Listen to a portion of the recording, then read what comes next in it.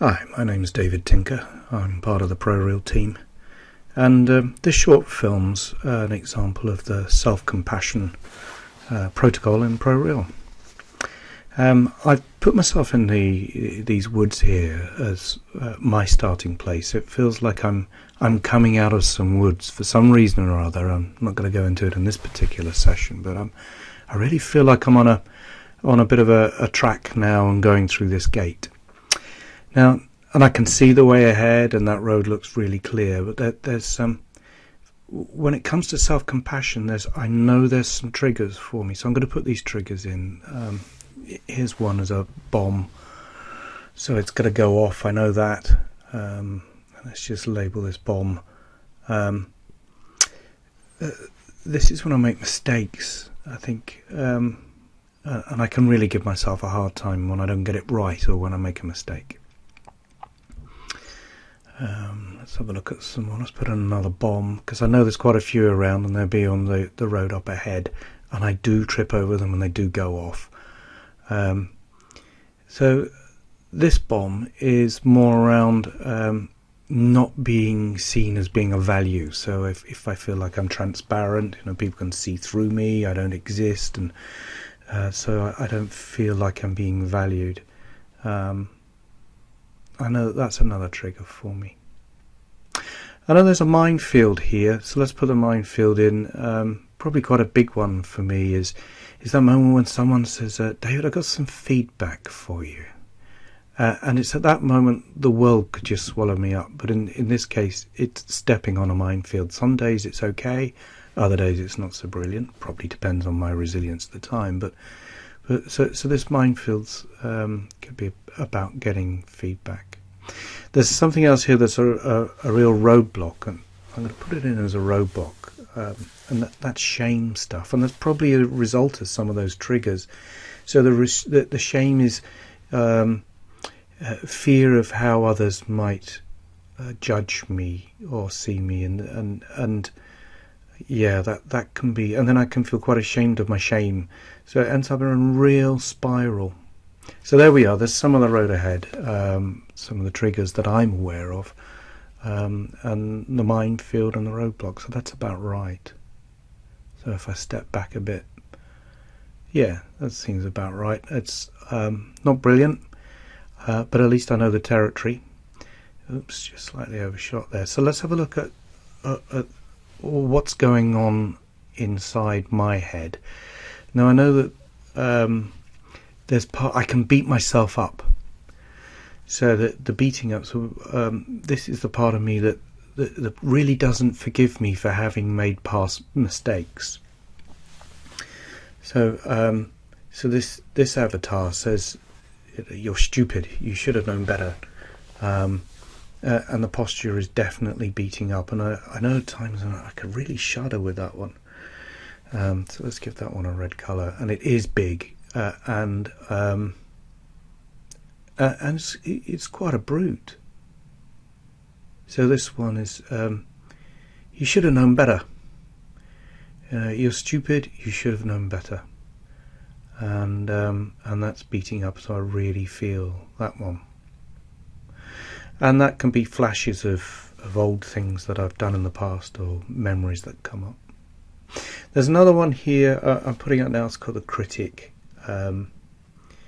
Very familiar, nasty, persistent, nagging on my shoulder critic. Put it in red. I'm not sure I'm going to make it really big here, but if I could have some way of saying it's persistent and comes around just when I don't want it, there we go.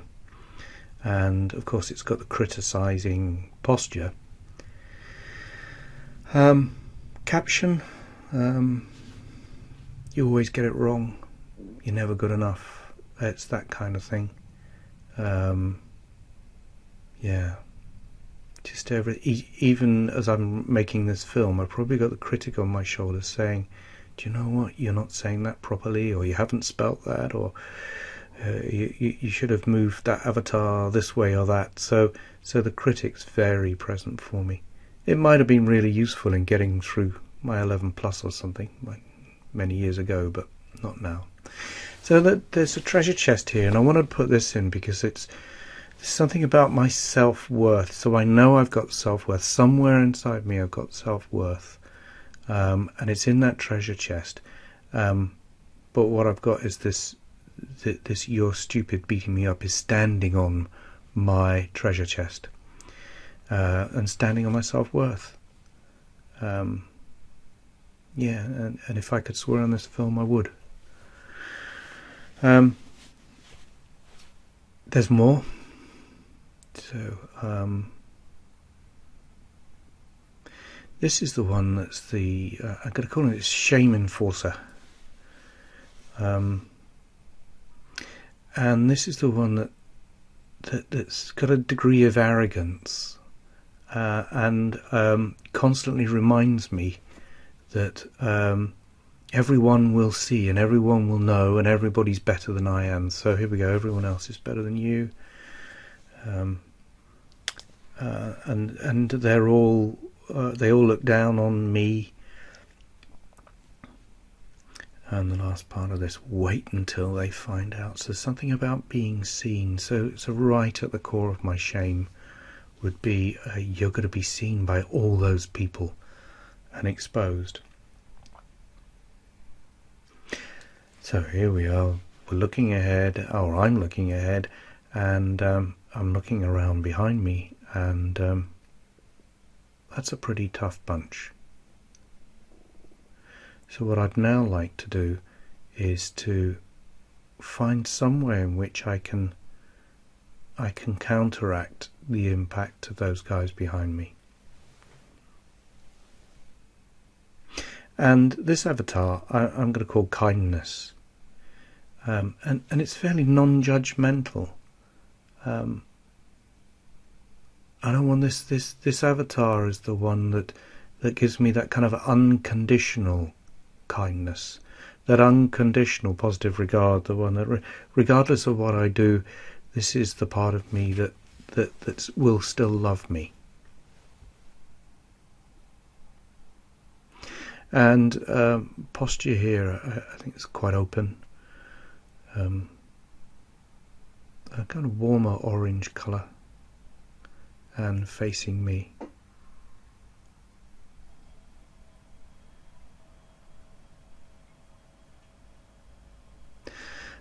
I think this kindness is going to be saying something about you did the best you could given the place, and given the situation and the time and your age. So some really warm acceptance of whatever I did. And when I think about that kind of role for me, there's some people that come to mind. My Auntie Jean, there's a good friend of mine called Jonathan, and Chris, another friend of mine, and my sister. These people give me that kind of unconditional regard. Already it feels really good to have created that avatar and to have it there and present for me. Here we are, stood on the wall. Feels a bit cheeky being stood on the wall, but I like the way it stood on the wall. It gives it a bit more of a kind of view on the whole thing of what's going on. So there we are, there's some kindness.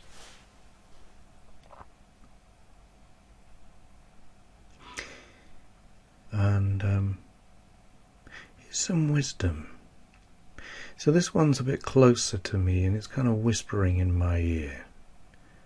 And I like the idea of this wisdom, so I'm going to call it a kind of wise whisperer.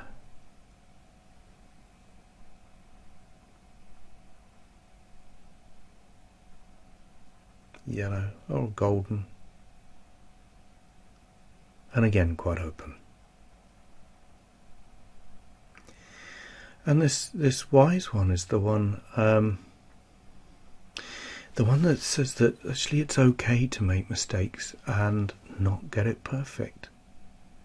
There's something about being able to learn from mistakes and not have to get it right first time. And actually, it's much wiser to make the mistakes. Don't try and cover them up. Just roll with them. So That's the way you learn. You really don't need to be perfect. How wonderful.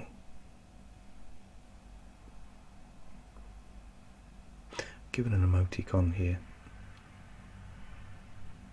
So that's 2. And that's viewing from the wise whisperer. First person, that's close enough. Whispering in my ear, I like that.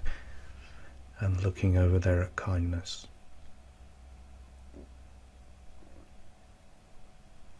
Alright, there's another one here. And this one's, I think this one's really important because it's, for me, it's also about my identity. So let's see if I can get this one right. Just get it out the wall first, just a tap of the space bar, and turn it around.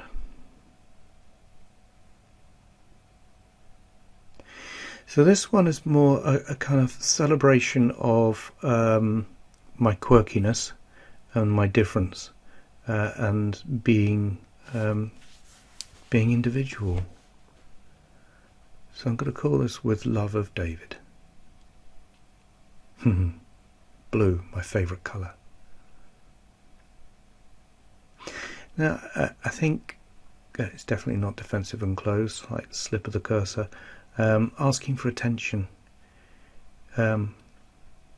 Yeah. So in amongst all that other stuff that needs to go on, this one that's reminding me that you may be different.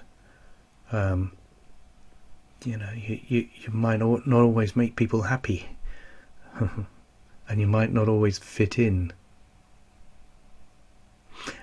And I think this is a really important one. It's not important for everybody to like you.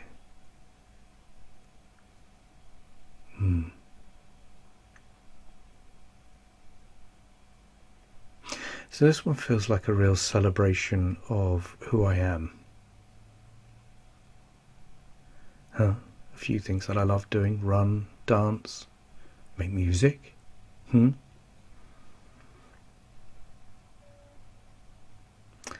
Yeah. And be as only David can. I like that. Okay, so that feels like some good support. Let's have a view. Let's see, that's from me looking out. There's whispering. There's David over there. I can, with the love of David, and there's that kindness on the other wall. It's great to see them there. And if I stand in kindness talking to David, saying it doesn't matter what you've done in the past, it's all okay. And whispering in my ear, you know what? You don't have to get it right all the time. And just remind yourself, David, about who you are, and it's okay to be different and be individual. And I'm just moving that nasty critic back. That was just quite intuitive. I felt like I just wanted to move that back and move that other one back that's saying you're stupid. Just, it felt like as I'm in some of these other